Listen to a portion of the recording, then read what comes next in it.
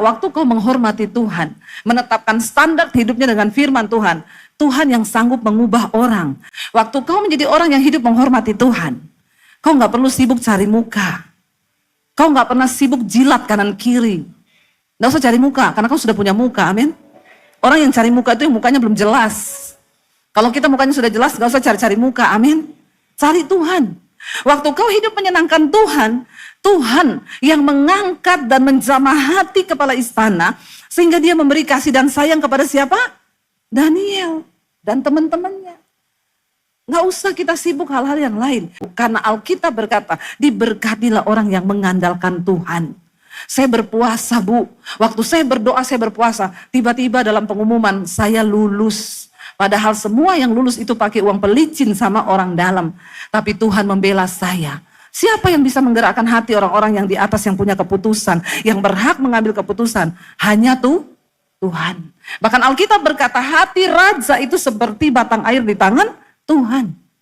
Bahkan ketika engkau berkenan pada Tuhan, saudara, Alkitab berkata musuhmu pun akan didamaikan Tuhan dengan engkau. Itu janji firman Tuhan.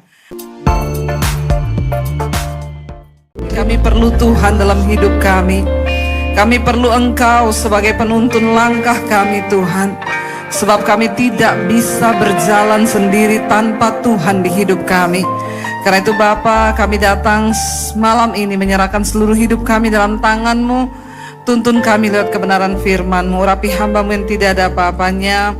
Di dalam nama Tuhan Yesus, sama-sama katakan amin, amin. Tepuk tangan buat Tuhan Yesus, silahkan duduk. Iya, shalom. Apa kabarnya sore ini? Luar biasa. Hari ini kita akan belajar firman Tuhan, saudara, tentang hikmat Tuhan. Saya percaya bahwa dalam hidup ini yang sangat kita butuhkan itu adalah hikmat. Kita buka bersama Daniel pasal yang pertama, yuk kita lihat. Daniel pasal yang pertama, judul perikopnya di sana adalah di istana Babel. Kita baca secara bergantian karena agak panjang. Ayat yang pertama mulai. Pada tahun yang ketiga pemerintahan Yoyakim, Raja Yehuda, datanglah Nebukadnezar Raja Babel ke Yerusalem lalu mengepung kota itu. Ayat 2.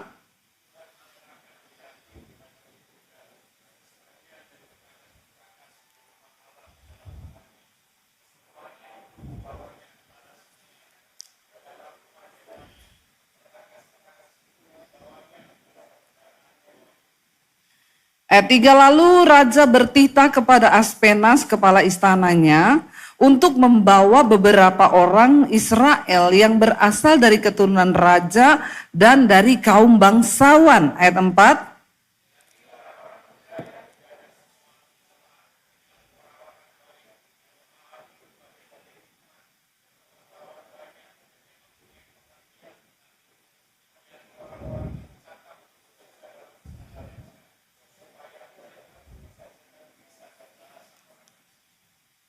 Dan raja menetapkan bagi mereka pelabur setiap hari dari santapan raja dan dari anggur yang biasanya diminum, ya. Diminumnya mereka harus dididik selama 3 tahun dan sesudah itu mereka harus bekerja pada raja. Ayat 6.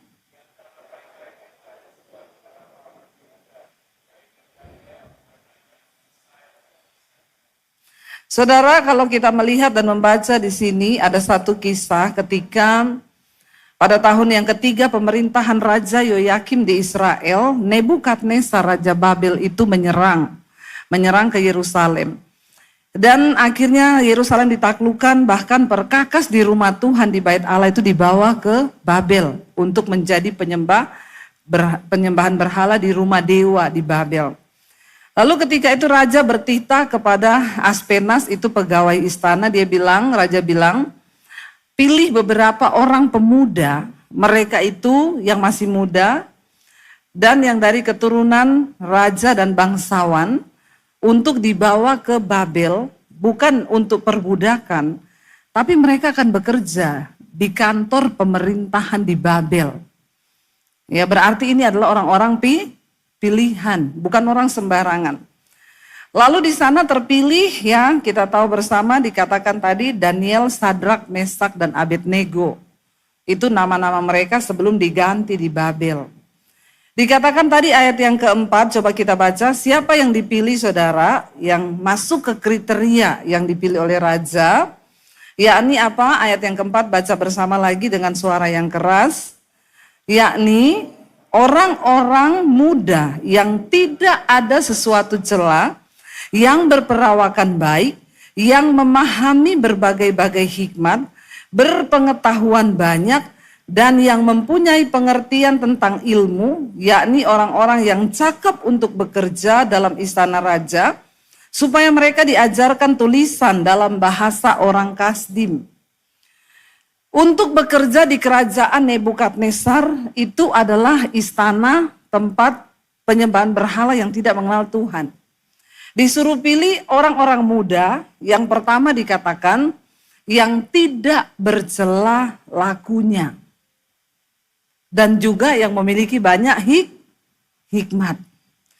Di masa-masa seperti sekarang ini, anak muda, kalian tidak bisa hanya mengandalkan kepinteranmu, ijazahmu, apalagi hal-hal yang menurut kita nih sekarang, oh kalau saya sekolah tinggi S1, S2, S21 kayak Samsung, S23 lah, maka saya pasti masa depannya itu sukses.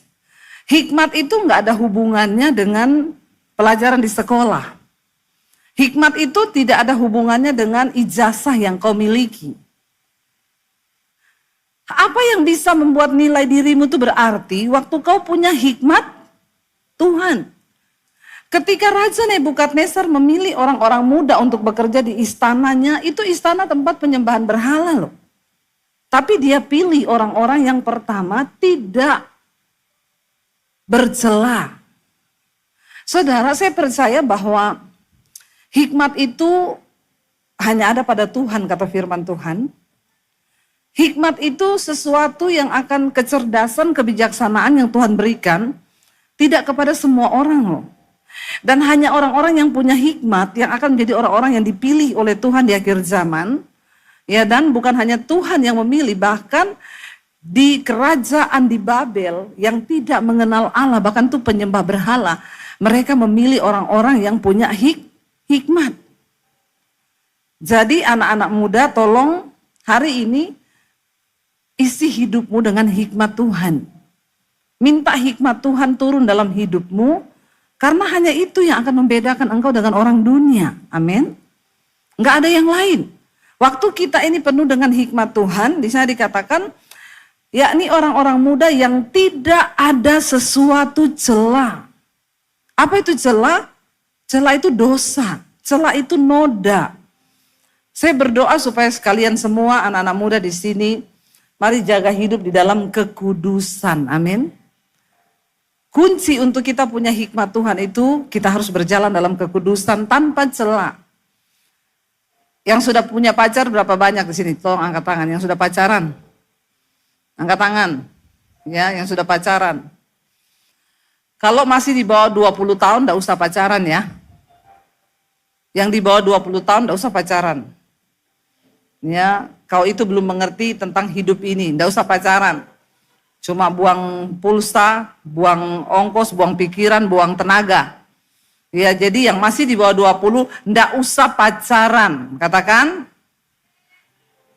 enggak ada yang mau amin. Ya, benar. Karena pacaran itu adalah persiapan untuk pengenalan, kamu akan memasuki pernikahan. Jadi kalau belum yakin mau menikah, enggak usah pacaran. Karena ini bukan zamannya, oh gonta-ganti, kan dicoba-coba dulu Bu.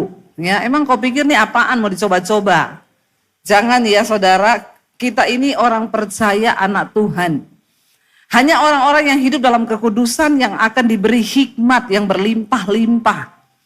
Karena waktu kau menghormati Tuhan, maka Tuhan itu beri kita hikmat. Ya, tolong jangan pacaran dulu. Yang sudah 20 tahun pun ya jangan terlalu ngebet ya, maksudnya kalau memang belum yakin, ya kalau saya sih ngomongnya mending lama berdoa. Ya lama berdoa, kalau sudah yakin itu jodoh baru menikah. Ya daripada, ya itu tadi, salah nanti, karena banyak sekarang orang menikah itu bukan karena dari Tuhan. Kenapa terjadi banyak perceraian? Karena orang menikah itu bukan jodoh dari Tuhan. Ada yang pacaran sudah terlanjur melakukan hubungan seks. Ya, lalu dia pikir, ya saya kan sudah terlanjur, daripada terlanjur ya sama siapa lagi saya mau nikah. Akhirnya terjadi hubungan yang begitu. Kenapa banyak tingkat perceraian? Yaitu karena banyak hubungan yang bukan didasari oleh rasa takut akan Tuhan. Jangan ya, karena aduh hari gini orang nonton film porno bebas, orang lihat apa tuh bebas, setan itu ada di mana-mana. Nah kalian pacaran, ya pasti ada dagingnya dong di dalamnya. Namanya orang pacaran, dua orang yang berbeda jenis. Ya tadinya deket-deketan, pegangan tangan, lama-lama mulai naik. Ya ini terjadi sekarang, jangan ya nak ya, jangan. Lebih baik jangan ya. Jaga kekudusan. Yang dipilih dari Yerusalem pada waktu itu dipilih anak-anak muda yang tidak ada suatu celah. Hanya orang-orang yang hidup dalam kekudusan, yang takut akan Tuhan, yang akan diberi hikmat Tuhan. Dan dikatakan di sana yang memiliki berbagai-bagai hikmat. Karena kalau orang itu nggak takut Tuhan, tidak mungkin dia punya hikmat. Hanya orang yang takut Tuhan yang akan punya hikmat. Saya berdoa semua anak muda di GSJS ini diberi hikmat Tuhan, amin. Supaya kau pilih jodoh, kau tahu yang benar mana. Dulu saya sebelum bertobat, saya kalau pilih cowok, yang pertama yang berkepribadian. Rumah pribadi, mobil pribadi, ya ATM pribadi, semua yang pribadi. Karena dulu saya pikir itulah kebahagiaan. Tapi ternyata setelah saya kenal Tuhan, wah saya baru tahu dibukakan, diberi hikmat Tuhan. Oh ternyata itu enggak benar. Karena kaya saja nggak cukup untuk memberi kebahagiaan. Tapi banyak anak muda sekarang bilang gini, kalau saya bu pilih nangis di atas Mercy daripada nangis di atas beca. Bertobat kau ya. Saya nggak mau menangis, bahagia, amin. Ya ngapain menangis di atas Mercy, biar di atas Mercy kalau nangis ngapain saudara ya. Ketika saya terima Yesus, saya diberi hikmat Tuhan. Dari mana saya dapat hikmat Tuhan? Dari firman Tuhan. Waktu kau banyak bergaul dengan firman Tuhan, baca firman, siapa yang tiap hari baca Alkitab? Angkat tangan. Ya, yang tiap hari baca Alkitab. Nah ini, kalau nggak pernah baca Alkitab, mau dapat hikmat dari mana? Ya, nggak ada hikmat di tempat yang lain. Hikmat itu hanya datang dari Tuhan. Saya mau saudara mulai besok, saudara komitmen ya, anak-anak muda baca Alkitab, amin? Mau komitmen?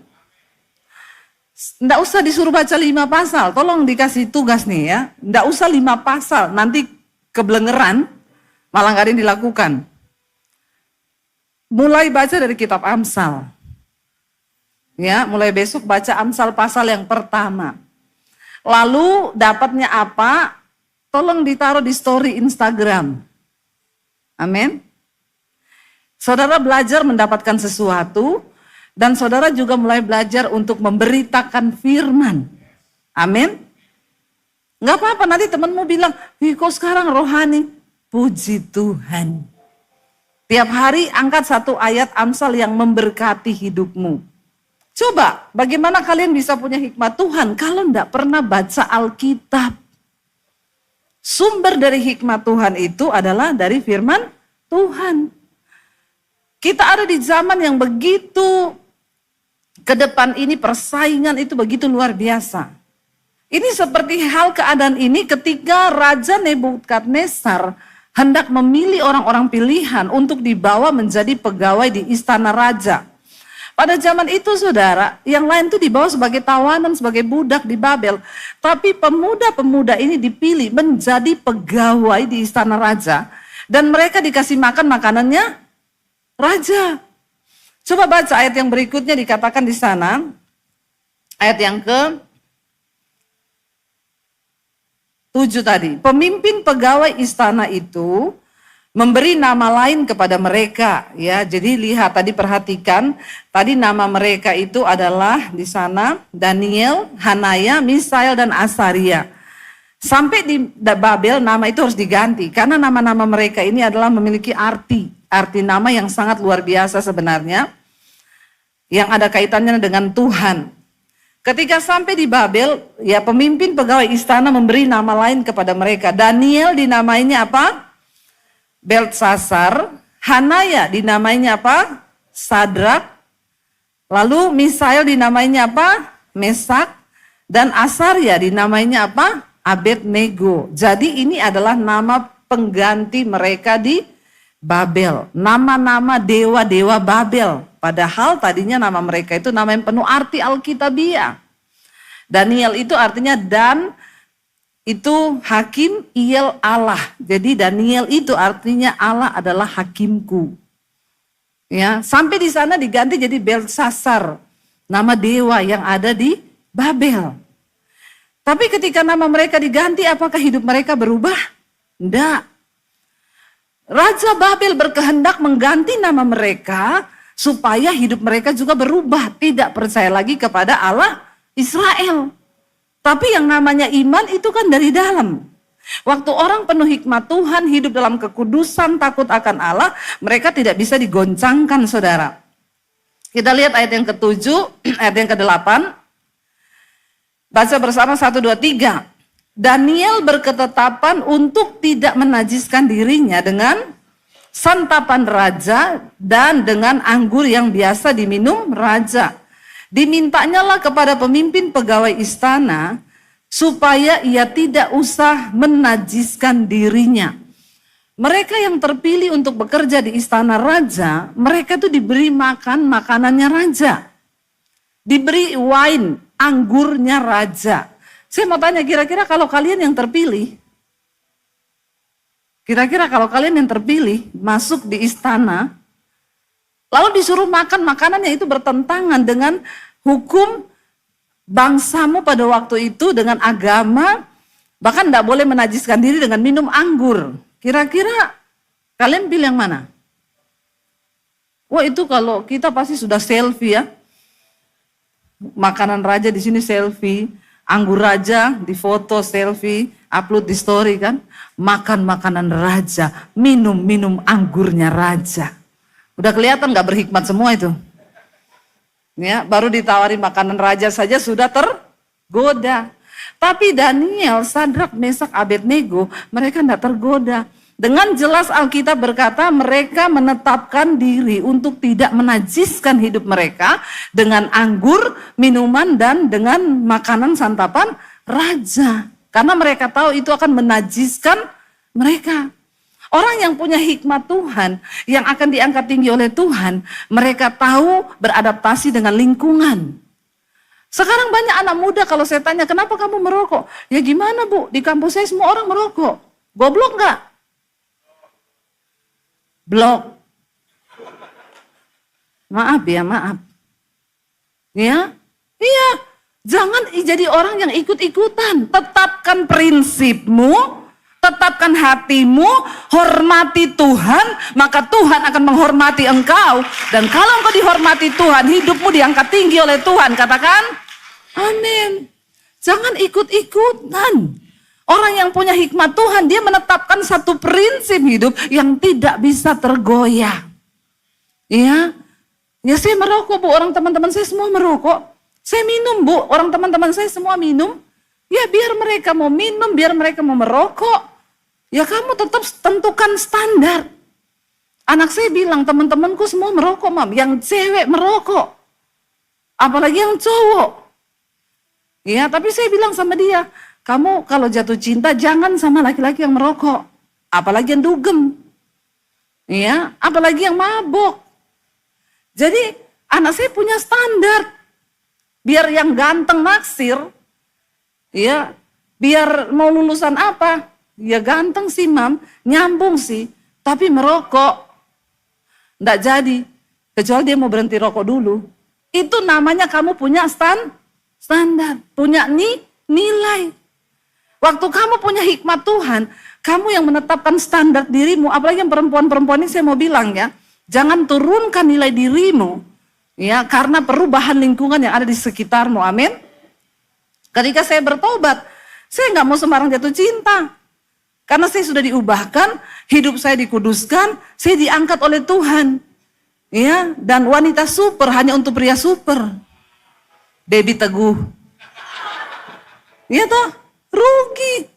Kamu udah ditebus, harganya mahal, Kenapa kamu mau nikah sama laki-laki yang murahan begitu? Kagak lah. Yang cowok-cowok juga tetapkan standar dirimu. Menikah dengan orang yang takut akan Tuhan. Cuma itu sumber kebahagiaan di hidup. Karena orang yang menghormati Tuhan akan dihormati Tuhan loh.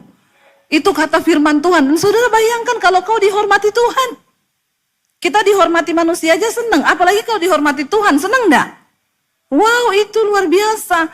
Ya, mau sehebat apapun dunia berubah, orang-orang yang menetapkan standar hidupnya karena punya hikmat Tuhan, engkau akan dibedakan oleh Tuhan. Seburuk apapun dunia berubah, sesulit apapun masa ini berubah, Tuhan tahu, memilih orang-orang yang takut akan Dia. Kita lihat, nggak sembarangan, Daniel, Sadrak, Mesak, Abednego dipilih Tuhan.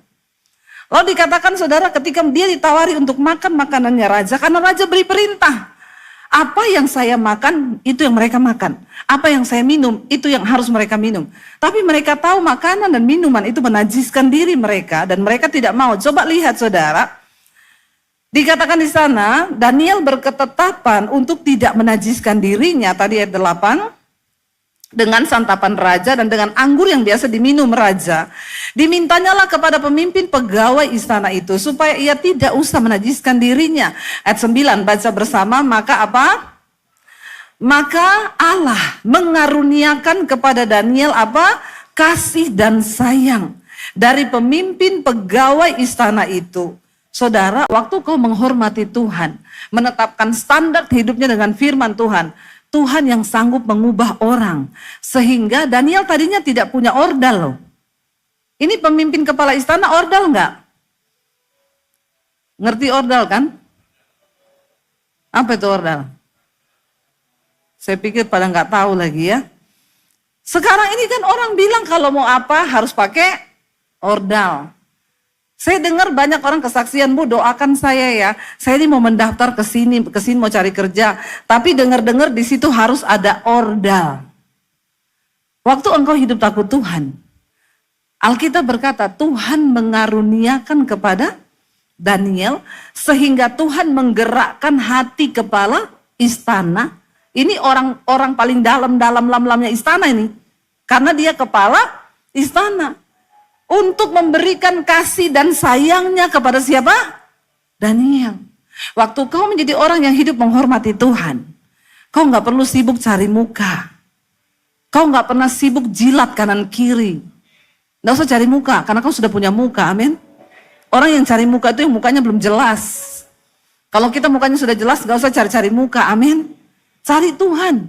Waktu kau hidup menyenangkan Tuhan, Tuhan yang mengangkat dan menjamah hati kepala istana sehingga dia memberi kasih dan sayang kepada siapa? Daniel dan teman-temannya. Nggak usah kita sibuk hal-hal yang lain. Waktu kau mengandalkan Tuhan, saya banyak mendengar orang anak-anak muda bersaksi, Bu, saya ini mau mendaftar ke kedokteran ini, katanya harus ada orang dalam bayar sekian puluh juta. Tapi saya berdoa, Bu, karena Alkitab berkata, diberkatilah orang yang mengandalkan Tuhan.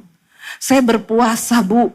Waktu saya berdoa, saya berpuasa. Tiba-tiba dalam pengumuman, saya lulus.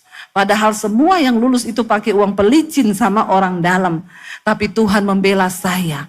Siapa yang bisa menggerakkan hati orang-orang yang di atas yang punya keputusan, yang berhak mengambil keputusan? Hanya Tuhan. Bahkan Alkitab berkata, hati raja itu seperti batang air di tangan Tuhan. Bahkan ketika engkau berkenan pada Tuhan, saudara, Alkitab berkata, musuhmu pun akan didamaikan Tuhan dengan engkau. Itu janji firman Tuhan. Lalu dikatakan di sana, saudara, ayat yang ke-10. Tetapi berkatalah pemimpin pegawai istana itu kepada Daniel, aku takut kalau tuanku raja yang telah menetapkan makanan dan minumanmu berpendapat bahwa kamu ini kelihatan kurang sehat daripada orang-orang muda yang lain yang sebaya dengan kamu. Sehingga apa? Sehingga karena kamu, aku dianggap bersalah oleh raja karena nggak taat. Lalu apa jawabnya Daniel, saudara, baca bersama. Kemudian berkatalah Daniel kepada penjenang yang telah diangkat oleh pemimpin pegawai istana untuk mengawasi Daniel, Hanaya, Misael, dan Asaria. Adakanlah percobaan dengan hamba-hambamu ini selama 10 hari dan biarlah kami diberikan sayur untuk dimakan dan air untuk diminum. 10 hari cuma makan sayur dan air putih. Yang lain makan daging. Boleh dicoba ini untuk menurunkan berat badan. Ya, untuk lebih sehat. Anak-anak muda sekarang, tubuhmu itu bait Allah loh. Daniel, mereka masih muda. Sadrak, Mesak, dan Abednego, tapi mereka tahu tubuhnya adalah bait Allah. Mereka nggak mau tubuhnya mereka sakit karena salah makan. Hati-hati ya, kalau kau punya hikmat Tuhan, kau tahu menjaga tubuhmu, amin. Jangan banyak makan yang bergula. Sekarang itu kalian makannya ya makanan-makanan cepat saji, yang bertepung, yang pakai bumbu-bumbu segala macam. Ingat, tubuhmu itu bait Allah, bait Roh Kudus, amin. Ya, sekarang anak-anak muda seumur kalian itu sudah kolesterolnya tinggi, darahnya tinggi. Hati-hati loh. Ya, perjalananmu tuh masih panjang. Firman Tuhan berkata, hidup mati dikuasai oleh lidah. Jaga mulutmu. Jangan sembarangan makan. Daniel, Sadrak, Mesak, dan Abednego, mereka cuma minta sayur dan air putih. Selama 10 hari dia bilang coba bandingkan. Kita baca dikatakan di sana, disuruh bikin percobaan. Sesudah itu bandingkanlah perawakan kami dan perawakan orang-orang muda yang makan dari santapan raja. Kemudian perlakukanlah hamba-hambamu ini sesuai dengan pendapatmu. Lalu apa? Ayat 14. Didengarkannya lah permintaan mereka itu. Lalu diadakan percobaan dengan mereka selama 10 hari. Setelah lewat 10 hari ternyata apa? Perawakan mereka lebih baik. Dan mereka kelihatan lebih gemuk daripada semua orang muda yang telah makan dari santapan raja. Kok malah jadi gemuk ya? Padahal cuma makan sayur sama minum air loh. Maksudnya segar kali ya. Tapi ini bahasanya, ini interpretasi bahasa Indonesia ini ya. Lebih segar karena makan sayur sama minum air putih. Lalu ayat 17 berkata, kepada keempat orang muda itu, baca dengan suara nyaring, Allah memberikan pengetahuan dan kepandaian tentang berbagai-bagai tulisan dan hikmat. Sedang Daniel juga mempunyai pengertian tentang berbagai penglihatan dan mimpi. Siapa yang mau dikasih Tuhan kepintaran seperti itu? Dan kita lihat di sini akhirnya saudara, ketika Daniel, Sadrak, Mesak, dan Abednego, mereka dicobai.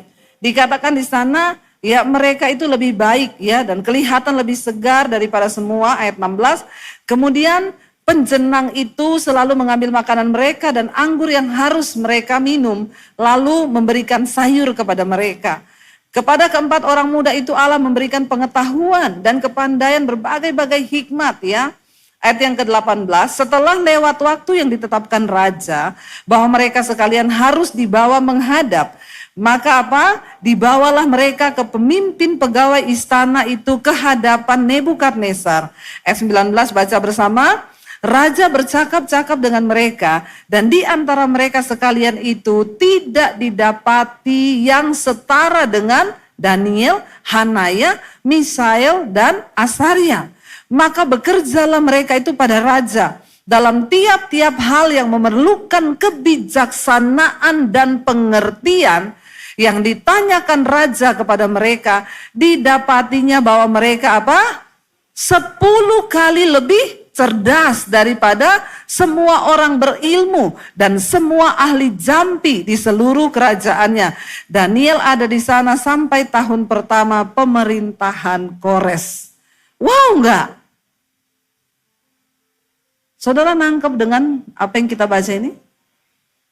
Jangan duduk di gereja tapi otaknya di luar ya. Abis ini makan apa ya? Ini kisahnya wow banget loh. Ini bukan dongeng loh. Ini kisah sungguh-sungguh terjadi. Dan didapati mereka ternyata punya hikmat dan pengertian. Mereka lebih cerdas. Berapa kali lipat? Wow, 10 kali lipat. Dari orang-orang yang ada pada zaman itu. Orang-orang terpilih yang ada di Babel. Saudara, kalau kau punya hikmat Tuhan, maka kau akan menjadi orang yang punya kecerdasan, hikmat yang melebihi orang lain dan dikatakan 10 kali lipat. Yang terakhir kita baca Amsal 9 ayat yang ke-10 sampai ayat 12. Kita baca semua dengan suara yang keras dan setelah ini kita sama-sama berdoa.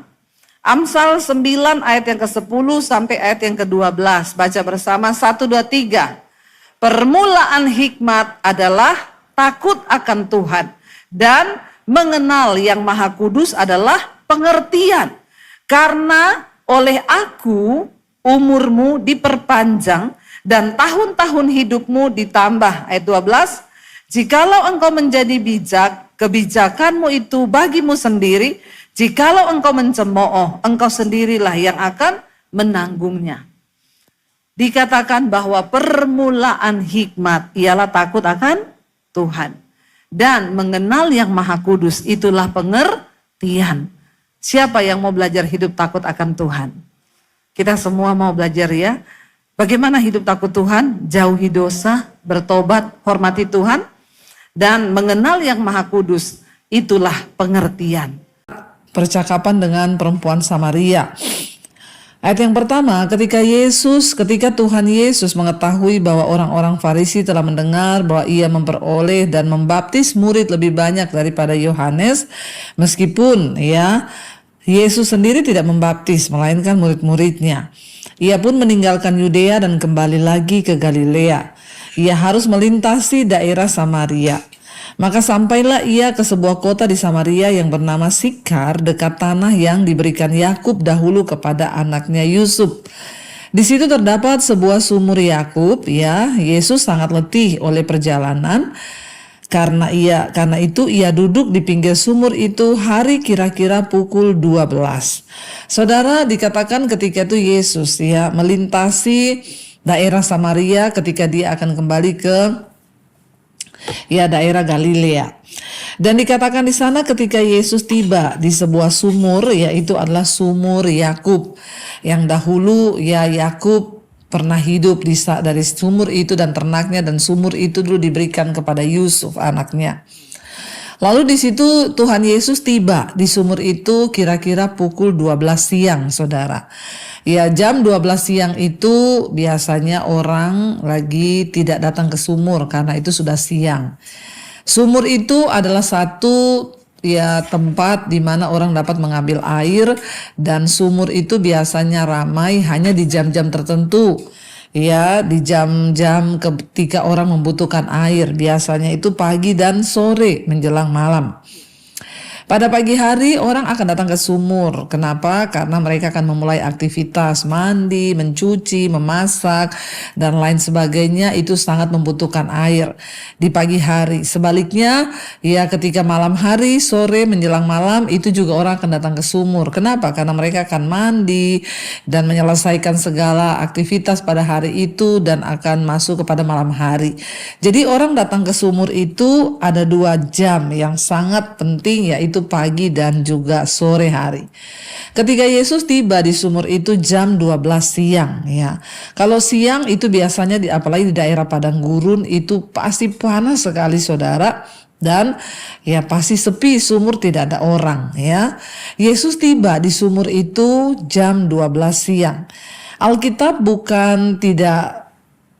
itu bukan tidak kebetulan atau tidak juga kurang kerjaan mencatat jam di mana Yesus datang. Karena semua tanggal, semua waktu, semua angka di Alkitab itu mengandung arti dan makna yang dalam apabila kita mau menggalinya. Di sini dicatat bahwa Yesus datang dan sampai di sumur itu kira-kira pukul 12 siang. Itu adalah jam-jam di mana orang tidak datang ke sumur, Dan ketika Yesus tiba di sumur itu, ayat 7 berkata, datanglah seorang perempuan Samaria hendak menimba air. Dan kata Yesus kepadanya, berilah aku minum. Ada yang aneh, saudara, dengan perempuan ini. Mengapa dia datang di jam 12 siang? di saat sumur sedang sepi, dan rasanya itu bukanlah waktu yang tepat untuk orang datang ke sumur.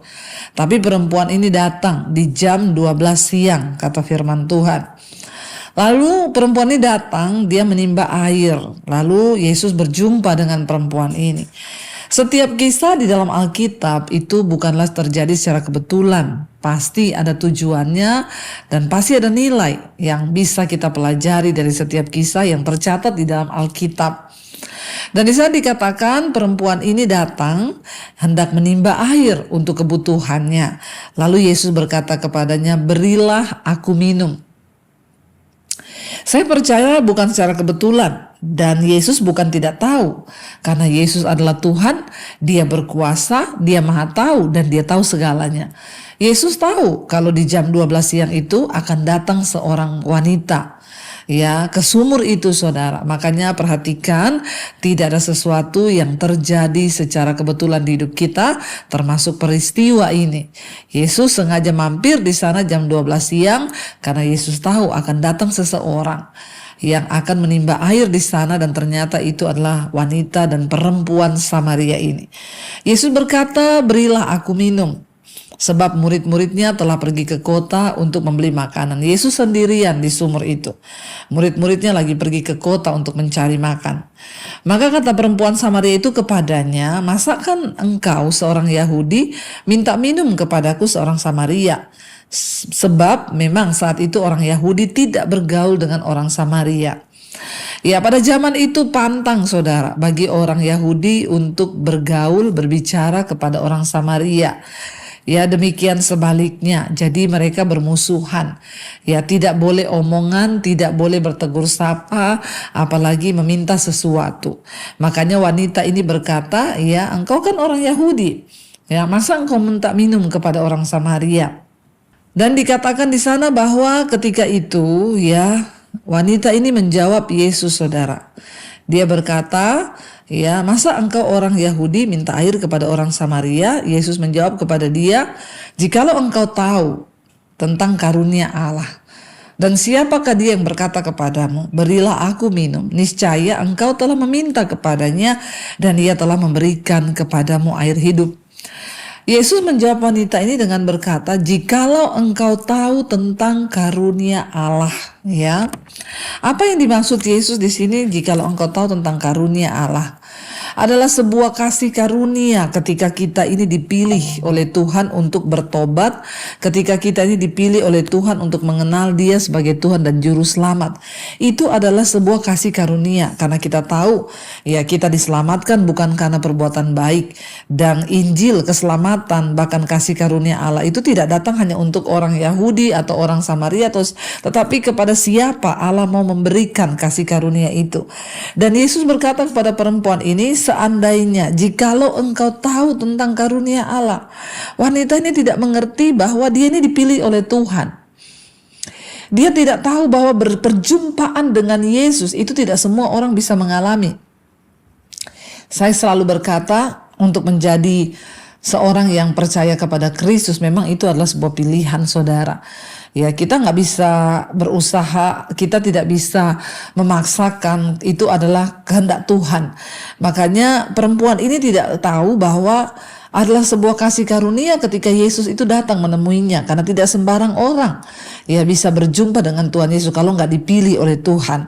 Ya, dan Yesus berkata pada perempuan ini, "Jikalau engkau tahu tentang karunia Allah, dan dengan siapa yang berkata kepadamu ini, 'Beri aku minum,' maka aku percaya engkau telah meminta kepadanya, ya, dan ia akan memberikan kepadamu air hidup." Ya, saudara, bukan secara kebetulan Tuhan memilih wanita ini. Ada sesuatu yang unik dengan hidup wanita ini, dengan kisah perjalanan kehidupannya sehingga dia dipilih oleh Tuhan.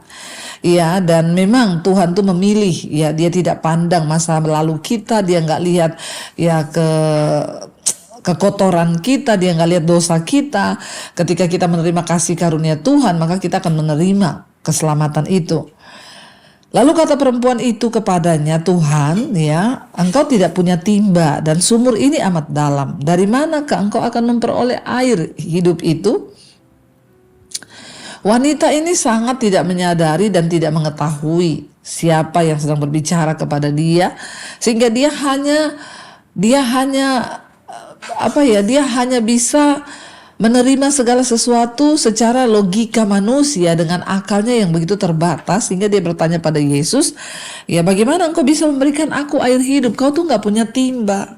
Sumur ini begitu dalam. Orang, saudara, ketika belum mengenal Tuhan, belum menerima hikmat Tuhan, maka dia hanya bisa menilai segala sesuatu itu dengan logikanya sebagai manusia. Belum memiliki hikmat yang dalam untuk mengetahui rahasia ilahi dari setiap peristiwa, bahwa yang Yesus maksudkan di sini bukanlah air dari sumur itu, tetapi ada air yang lain yang sesungguhnya lebih dia butuhkan. Ada air yang lain yang sesungguhnya dibutuhkan oleh manusia di dunia ini, dan itu disebut air hidup, saudara ya. Dan itu tidak bisa diperoleh dengan timba, ya, dan itu nggak didapat hanya dari sumur itu, saudara. Tetapi Yesus sedang berbicara tentang sesuatu yang berbeda, air yang akan memberikan kepuasan yang kekal, air yang akan menghapus segala kehausan ya jasmani kita, air yang akan memberikan kelegaan sampai selama-lamanya. Wanita ini tidak bisa memahami itu karena dia hanya terbatas kepada logika manusia dan tidak memahami perkara-perkara ilahi yang diucapkan Tuhan Yesus. Ketika kita ini, saudara, belum dipenuhi oleh Roh Kudus, ketika kita ini tidak sungguh-sungguh mengenal Tuhan, maka kita tidak akan bisa memahami segala peristiwa yang terjadi dari hidup kita ini dengan hikmat ilahi. Kita nggak akan paham. Hanya ketika kita berjumpa dengan Yesus, menerima Dia, meminta karunia Roh Kudus turun atas hidup kita, barulah kita bisa memiliki pengertian ilahi untuk bisa ya memahami segala sesuatu juga secara ilahi. Perempuan ini tidak tahu, dia bilang, bagaimana mungkin kau gak punya timba, sumur ini dalam, dari mana kau bisa memperoleh air hidup itu? Ya, kata perempuan ini kepada Yesus, adakah engkau lebih besar, dia bilang, adakah engkau lebih besar daripada bapa kami Yakub yang memberikan sumur ini kepada kami dan yang telah minum sendiri dari dalamnya, ia serta anak-anaknya dan ternaknya? Ya, wanita ini kembali membandingkan Yesus dengan Yakub. Dia bilang, apakah kamu lebih hebat dari Yakub yang punya sumur ini, yang menemukan ya sumber mata air ini, yang sudah minum daripada sumur ini, dan dia dan anaknya serta juga ternaknya? Jawab Yesus kepadanya, barang siapa minum air ini, ia akan haus lagi. Tetapi barang siapa minum air yang akan kuberikan kepadanya, ia tidak akan haus untuk selama-lamanya. Sebaliknya, air yang akan kuberikan kepadanya akan menjadi mata air di dalam dirinya yang terus-menerus ya memancar sampai kepada hidup yang kekal. Saudara, air bicara tentang sumber kehidupan. Seringkali banyak manusia berpikir hal-hal duniawi yang menurut logika manusianya ketika dia dapatkan maka itu akan cukup memuaskan hidupnya. Seringkali kita berpikir harta bisa memuaskan kita. Seringkali kita berpikir jabatan, ya, kedudukan, bahkan deposit kita atau apapun itu bisa menjamin kebahagiaan dan kepuasan dari kita. Tetapi sesungguhnya, saudara, tidak ada satupun di dunia ini yang bisa memuaskan jiwa manusia selain daripada Tuhan. Air hidup yang kita dapat dari Tuhan, ya, air yang kita dapat dari Allah, dari Kristus, itulah yang akan membawa kelegaan, karena harta saja tidak cukup untuk memberi kelegaan dan memang tidak bisa, karena jiwa manusia tidak pernah terbatas. Tapi Tuhan itu tidak terbatas, dan Tuhan yang sanggup untuk mengisi sesuatu yang tidak terbatas dalam jiwa manusia itu dengan Tuhan yang memang tidak terbatas. Ya, Yesus berkata, kalau kamu minum air dari sumur ini kamu akan haus lagi. Tapi kalau kamu minum air kehidupan yang akan aku berikan kepadamu, maka air itu akan memuaskan engkau sampai pada kekekalan. Ya, dan air itu akan terus menjadi mata air. Bahkan bukan hanya engkau yang akan merasa puas, tapi air itu akan menjadi mata air yang akan keluar dari dirimu. Bahkan hidupmu itu bisa menjadi berkat buat orang lain. Engkau bisa memberi kehidupan kepada orang lain kalau engkau menerima air kehidupan itu. Ayat 15, kata perempuan itu kepadanya, Tuhan, berikanlah aku air itu supaya aku tidak haus dan tidak usah datang lagi ke sini untuk menimba air. Ya, perempuan ini terus memikirkan sesuatu dengan logika manusia. Dan memang perempuan ini memang masih mencari kepuasan, saudara, secara jasmani. Makanya dia bilang, berikanlah aku air itu supaya aku tidak haus dan aku nggak perlu datang lagi ke sini. Dia hanya memikirkan sesuatu yang hanya yang ada di depan mata. Dia pikir air dan dia nggak usah datang-datang ke sumur itu lagi untuk menimba air karena dia sudah tidak akan haus secara manusia, ya kehausan ya seperti layaknya manusia yang lain. Ya, dia hanya memikirkan sesuatu yang begitu sangat terbatas, tapi Tuhan memberi sesuatu yang tidak terbatas kepada dia, saudara. Kata Yesus kepadanya ketika dia mau dan berkata, "Oke Tuhan, aku mau, beri aku air itu." Perhatikan saudara, ya, Tuhan itu bukan tidak bisa ya untuk menjamah kita secara pribadi, tapi Tuhan itu nggak pernah memaksakan kehendaknya atas kehidupan seseorang. Dia harus meminta. Tuhan itu mau, ada sebuah kerinduan dari hati kita yang berkata, ya aku mau Tuhan. Kita tidak akan pernah bisa mengalami hal-hal yang supranatural. Kita nggak akan bisa memiliki hikmat ilahi untuk memahami Tuhan kalau tidak ada kerinduan dari hati kita yang berkata, ya Tuhan aku mau. Ya, Tuhan nggak pernah memaksakan kehendaknya, saudara, karena kita diciptakan dengan kehendak bebas. Kita bisa memilih apa saja. Tapi yang Tuhan mau hari ini adalah kita datang kepada Dia dan berkata, Tuhan aku mau, berikan aku air hidup itu. Kalau engkau mencoba untuk bekerja dengan kekuatanmu, engkau mencoba untuk mencari jalan sendiri dengan hidupmu, engkau mencoba mencari kepuasan-kepuasan yang secara lahiriah engkau berkata itu akan bisa memberikan engkau kepuasan. Ketika engkau dengan susah payah bekerja dan engkau berpikir bahwa semua pekerjaanmu itu akan bisa membawa kenyamananmu, aku akan mengumpulkan uang dan aku nanti bisa punya hari tua yang nyaman. Saudara, please, semua itu tidak akan pernah bisa menjamin hidupmu untuk bisa mengalami kepuasan. Hanya ketika engkau datang kepada Yesus berkata, ya Tuhan, aku mau minum daripada airmu itu. Tuhan tunggu hari ini engkau untuk datang kepada Dia secara pribadi. Kenapa saya selalu berkata cari Tuhan, tidak usah titip doa kepada manusia. Ya, ketika engkau ada masalah, masuk ke dalam kamarmu, tutup pintu dan berlutut, cari wajah Tuhan. Ketika engkau mencari Tuhan, firman Tuhan bilang, orang yang mencari aku akan menemukan aku. Carilah Tuhan selama Ia berkenan untuk ditemui. Berserulah kepadanya selama Ia dekat, saudara. Tuhan itu cuma mau kita datang secara pribadi kepada Dia, mencari Dia, berseru kepada Dia. Itu yang Tuhan mau dari hidup kita ini, mencari Tuhan. Ya, dan dikatakan di sana, saudara, kata Yesus, ya, pergilah, panggillah suamimu dan datang ke sini. Kita lihat, saudara, kenapa Tuhan Yesus berkata kepada dia, pergilah, panggillah suamimu dan datanglah ke sini. Ya, kata perempuan itu, aku tidak mempunyai suami. Kata Yesus kepadanya, ya tepat katamu bahwa engkau tidak mempunyai suami. Kita baru tahu kenapa perempuan ini datang ke sumur jam 12 siang, saudara. Ya, ketika akhirnya Yesus menyentuh kehidupan yang paling dalam dari wanita ini, ya, dan dia berkata, panggil suamimu dan datang ke sini. Lalu perempuan itu bilang, aku tidak mempunyai suami. Kata Yesus kepadanya, tepat katamu bahwa engkau tidak mempunyai suami. Ya, dan yang sangat mengherankan dan mencengangkan ayat 18, ya, dan sebab engkau sudah mempunyai 5 suami dan yang ada sekarang padamu bukanlah suamimu, dalam hal ini engkau berkata benar. Saudara, ketika kita lihat di sini bahwa ternyata wanita ini sudah 5 kali bersuami dan yang ada padanya sekarang bukan suaminya, dalam hal ini saudara, dia benar. Dia sudah 5 kali menikah dan sekarang dia lagi tinggal dengan laki-laki yang juga bukan suaminya, lagi kumpul kebo mereka. Ya, dan kita lihat di sini bahwa memang dia tidak memiliki kepuasan dalam hidupnya. Dan kita melihat di sini ternyata, saudara, masalahnya di sini. Wanita ini 5 kali bersuami, 5 kali menikah, 5 kali bercerai, dan sekarang dia hidup kumpul kebo dengan suami atau orang yang bukan suaminya. Mungkin itu suami orang lain, karena Yesus berkata bukan suamimu. Sekarang engkau tinggal padamu dan sekarang padamu bukanlah suamimu. Ya, ternyata wanita ini ya memiliki sesuatu dan kita baru tahu kenapa dia datang di sumur pada jam 12 siang. Karena pada zaman itu orang bercerai itu aib yang besar. Pada zaman itu orang sekali menikah bercerai aib yang besar. Nah, apalagi wanita ini 5 kali, saudara.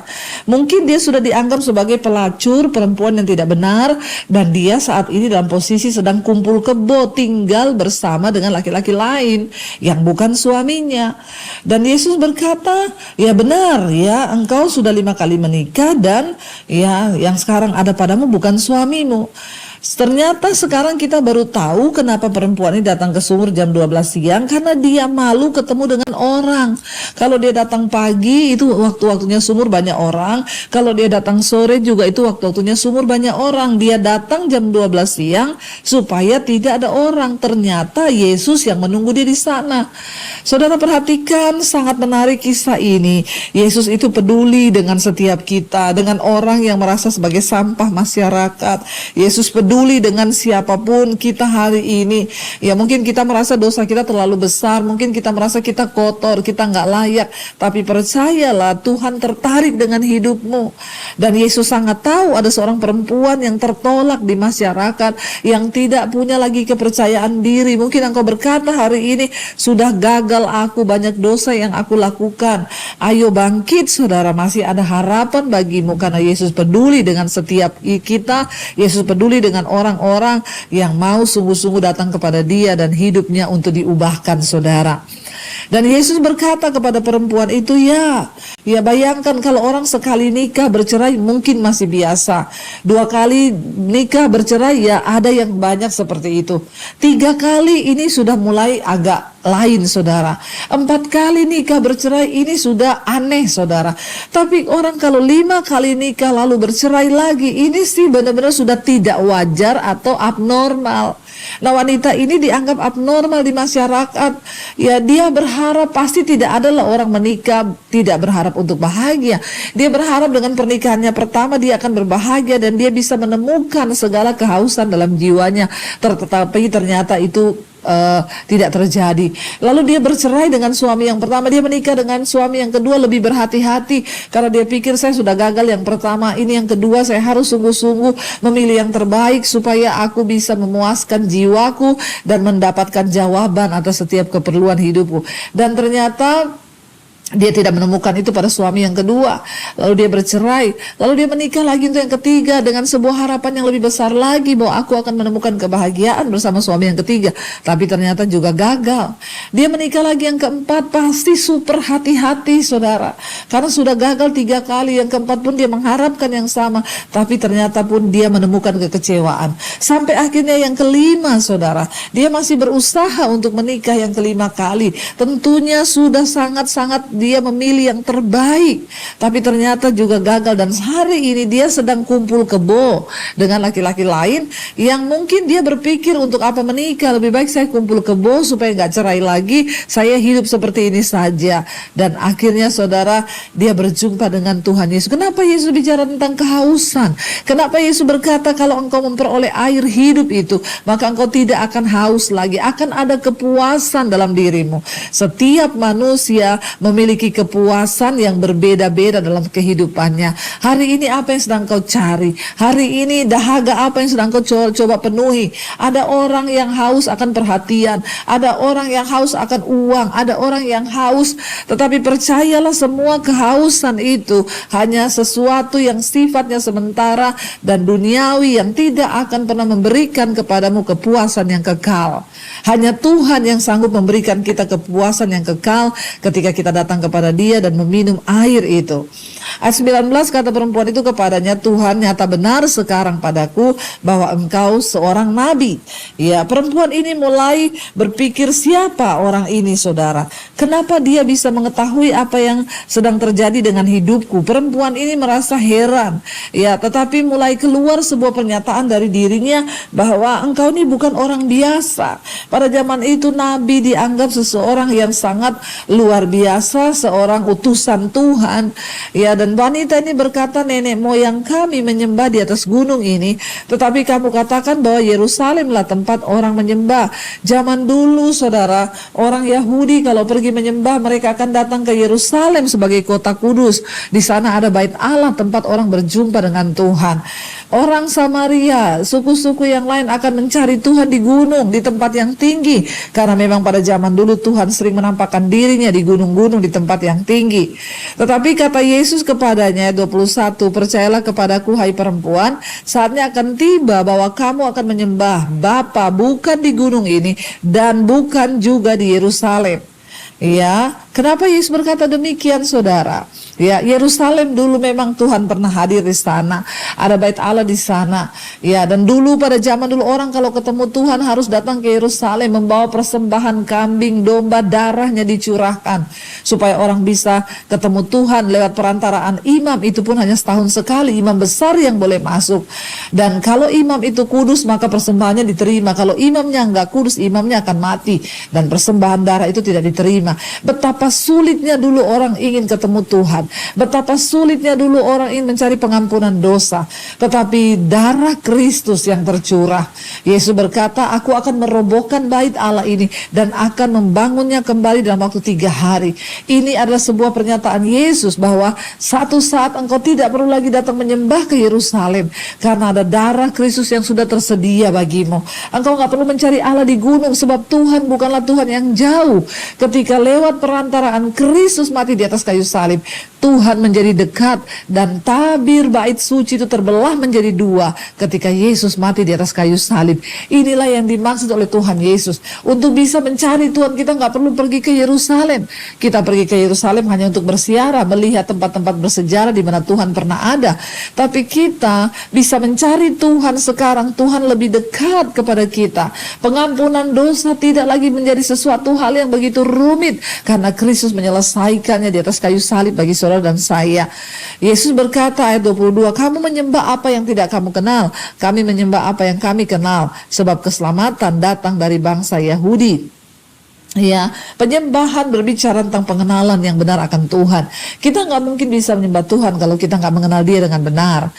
Penyembahan itu harus dilandasi oleh sebuah pengenalan. Ya, kalau kita mengenal Tuhan secara pribadi, berjumpa secara pribadi dengan Yesus, barulah kita bisa mengenal dan menyembah Allah dengan benar. Ya, penyembahan lahir dari pengenalan secara pribadi akan Tuhan. Wanita ini berjumpa dengan Tuhan Yesus secara pribadi, dan itu yang bisa membuat dia akhirnya menjadi seorang penyembah, karena dia boleh berjumpa dengan Tuhan Yesus, dia mengenal Tuhan Yesus secara pribadi, saudara. Ya, dan Tuhan berkata kepada dia 23, tetapi saatnya akan datang dan sudah tiba sekarang, bahwa penyembah-penyembah benar akan menyembah Bapa dalam roh dan kebenaran, sebab Bapa menghendaki penyembah-penyembah demikian. Ya, menyembah di dalam roh dan kebenaran. Wanita ini harus diubah dulu, harus dipulihkan dulu dari segi rohnya, ya, dan dia dibenarkan dulu dari kehidupannya, di mana Yesus menelanjangi bahwa dia sudah 5 kali menikah dan hari ini dia kumpul kebo. Karena Tuhan mencari penyembah-penyembah yang menyembah Bapa di dalam roh dan kebenaran. Kita nggak bisa menyembah Bapa sementara kita masih terus hidup dalam dosa. Tuhan tidak pernah menghitung dan memperhitungkan dosa kita di masa lampau. Tetapi hidup kita yang hari ini, waktu kita sudah menerima Tuhan Yesus, dosa-dosa masa lalu kita sudah diampuni. Maka hari ini kita harus sungguh-sungguh berdiri dalam kebenaran dan berkata, Tuhan, kami ingin menjadi penyembah yang benar, yang menyembah Engkau di dalam roh dan kebenaran. Wanita ini dijamah dari rohnya dulu, dan dia hidupnya dibenarkan sehingga dia bisa menjadi penyembah yang benar, yang menyembah Bapa dalam roh dan kebenaran. Ayat 24 Yesus berkata, Allah itu roh, dan barang siapa menyembah Dia harus menyembahnya dalam roh dan kebenaran. Kebenaran yang hakiki adalah kebenaran yang datang dari Tuhan, bukan dari kebenaran kita sendiri. Makanya Paulus berkata, yang aku kehendaki ialah berada dalam Kristus, bukan dengan kebenaranku, tetapi dengan kebenaran firman Tuhan. Mari hari-hari ini kita landasi hidup kita dengan kebenaran firman Tuhan, supaya kita tidak membangun kebenaran kita sendiri, tetapi kita berdiri atas dasar kebenaran dari firman Tuhan, saudara. Jawab perempuan itu, ayat 25, jawab perempuan itu kepadanya, aku tahu bahwa Mesias akan datang, yang disebut juga Kristus. Apabila ia datang, ia akan memberitakan segala sesuatu kepada kami. Ternyata perempuan ini sudah mendengar bahwa Kristus itu adalah Mesias yang akan datang. Mereka telah menerima janji akan kedatangan Kristus bahkan dari zaman perjanjian lama. Dia sudah mendengar akan datang seorang juru selamat yang disebut Kristus, dan dia akan memberitakan segala sesuatu kepada kami, katanya. 26 kata Yesus kepadanya, "Akulah dia yang sedang berkata-kata dengan engkau." Yesus akhirnya memperkenalkan dirinya kepada wanita ini bahwa aku adalah Kristus, sang juru selamat, sang Mesias yang dinantikan semua orang. Pada waktu itu datanglah murid-muridnya dan mereka heran bahwa ia sedang bercakap-cakap dengan seorang perempuan. Tetapi tidak seorang pun yang berkata, "Apa yang kau kehendaki?" atau "Apa yang kau percakapkan dengan dia?" 28, maka perempuan itu meninggalkan tempayannya di situ, lalu pergi ke kota dan berkata kepada orang-orang yang di situ. Dia berkata, "Mari lihat, di sana ada seorang yang mengatakan kepadaku segala sesuatu yang telah kuperbuat. Mungkinkah dia Kristus itu?" Maka perempuan itu pergi keluar kota, lalu datang. Maka mereka pun pergi keluar kota dan datang menyembah, datang kepada Yesus, saudara. Ya, saudara, kita lihat. Perempuan yang tadinya ini tidak mau berjumpa dengan orang, dia datang di subuh jam 12 siang saat nggak ada orang. Waktu dia ketemu Tuhan Yesus dan tahu bahwa Yesus adalah Tuhan yang berkuasa, dia tidak malu lagi. Dia tinggalkan di situ tempayannya, timbanya, dia lari ke kota, saudara. Dan dia menceritakan apa yang dia alami bersama Tuhan. Dia menceritakan bahwa dia ketemu seseorang yang tahu segala dosa yang dia perbuat. Dia ketemu seseorang yang memberikan hidup yang baru kepada dia. Perempuan ini adalah penginjil yang pertama yang memberitakan tentang Yesus itu adalah Mesias. Saudara, seburuk apapun keadaan kita hari ini, Tuhan peduli dengan hidupmu. Segala yang terjadi bukan secara kebetulan. Tuhan mau kita sungguh-sungguh ya dimerdekakan dari dosa kita dan kita menjadi penyembah yang benar. Bahkan hidup kita boleh dipakai oleh Tuhan menjadi kemuliaan bagi nama Tuhan. Karena itu mari saudara, kita semua mau sama-sama hari ini berdoa. Kita semua sama-sama mau buka hati kita di hadapan Tuhan. Dan saya berdoa supaya apapun yang sedang kita pergumulkan hari ini, Tuhan sungguh-sungguh menjadi jawaban bagi setiap kita. Biarlah firman Tuhan yang sudah kita dengar sungguh-sungguh membawa kita kepada jalan kebenaran. Tidak peduli seberapa besar dosamu hari ini. Tidak peduli seberapa banyak hal yang sudah engkau lewati di hidupmu. Mungkin engkau berkata, "Aku kotor Tuhan, dosaku banyak." Seperti perempuan ini 5 kali menikah dan sekarang lagi tinggal dengan seorang laki-laki yang bukan suaminya. Tapi Tuhan memberitahukan sebuah kebenaran kepada dia. Dan dia membuka hati untuk menerima air hidup itu. Sehingga hidupnya dipakai oleh Tuhan untuk memberitakan kemuliaan Tuhan. Tuhan mau pakai engkau hari ini dimanapun engkau berada. Mari saudara, serahkan hidupmu sungguh-sungguh agar engkau bisa dipakai oleh Tuhan menjadi alat Tuhan di hari-hari yang terakhir ini. Tidak peduli seberapa buruk masa lalumu, kalau Tuhan berperkara, Dia dapat menyelesaikan segalanya dan hidupmu akan diubahkan dan dibaharui oleh Tuhan. Biarlah hari ini kita semua mulai berkata dalam hati kita, "Tuhan, ini aku. Ya Tuhan, aku mau minum air itu. Biarlah Engkau berikan air kehidupan itu kepadaku, supaya kami tidak haus lagi. Semua dahaga-dahaga kami, kehausan kami mungkin akan perhatian, akan kasih sayang, akan uang yang selama ini kami cari dan kami berpikir itu akan memberikan kepuasan bagi kami. Kami bertobat hari ini Tuhan. Kami mau sungguh-sungguh percaya dan berkata bahwa hanya di dalam Yesus ada kepuasan yang akan sampai pada kekekalan. Terima kasih Bapa. Biarlah Engkau buka hatimu hari ini saudara untuk menerima kasih karunia Tuhan, agar hidupmu dipenuhi dengan air hidup itu dan engkau boleh dipuaskan oleh Tuhan. Kami percaya Tuhan Yesus, ikuti doa saya dan katakan dalam hatimu, "Ya Tuhan, kami percaya hanya di dalam Engkau ada kepuasan, hanya di dalam Engkau ada kelegaan, hanya di dalam Engkau ada pemulihan. Kami terima setiap firman kehidupan itu dengan ucapan syukur yang akan mengubahkan hidup kami, dan hidup kami tidak akan menjadi sama lagi. Kami akan dibaharui oleh Tuhan, hidup kami akan diberkati oleh Tuhan. Terima kasih Bapa, tiba saatnya kami membuka hati dan tangan kami untuk menerima berkat Tuhan. Mari saudara buka hati dan tanganmu untuk menerima berkat yang dari Tuhan. Diberkatilah engkau dalam hidupmu, diberkatilah engkau di dalam rumah tanggamu, diberkatilah engkau di dalam kehidupanmu, pekerjaanmu, pelayananmu, kesehatanmu, keuanganmu, apapun yang kau lakukan dengan tanganmu dibuat Tuhan berhasil, dan hidupmu akan menjadi berkat bagi banyak orang. Karena itu terimalah kiranya berkat, rahmat, anugerah dari Allah Bapa, cinta kasih dari Tuhan Yesus Kristus, penyertaan Allah Roh Kudus mulai hari ini bahkan sampai kali yang kedua Tuhan Yesus datang kembali menjemput setiap kita. Namamu akan tercatat di dalam kitab kehidupan, di dalam nama Tuhan Yesus. Haleluya. Amin, amin, amin. Tuhan Yesus memberkati saudara. Selamat malam, shalom dan Immanuel.